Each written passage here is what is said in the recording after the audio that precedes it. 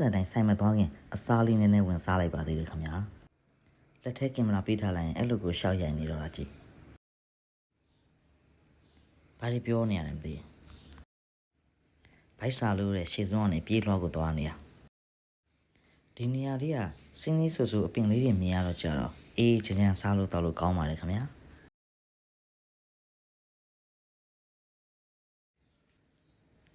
ချီတဲ့လုံးလေးဘိုက်စာစာနဲ့အားပါဆွဲနေကြတာစားတော့လေးတွေရိုက်ပြဖို့တော့မေ့သွားတယ်ရိုက်ဖို့တတိရတဲ့အချိန်မှာအားလုံးကုန်နေပါပြီခင်ဗျာဆန်ရောက်တာနဲ့လုတ်ကလေးနည်းနည်းရှုပ်ပါတယ်ဗျ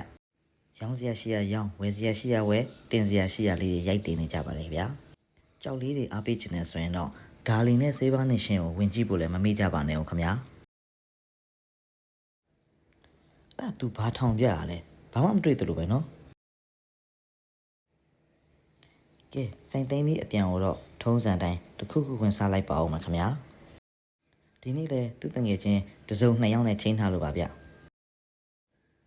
ဒီဂျပန်စာကတော့ကျွန်တော်မကြိုက်တာအများဆုံးဆိုင်ပါပဲခင်ဗျာဒါပေမဲ့ तू ကအရန်ကြိုက်တော့ပါဗျာသူ့အမေကဂျပန်နဲ့ဆက်လို့လားမသိဘူး तू ကဂျပန်စာဆိုအရန်ကိုကြိုက်တာ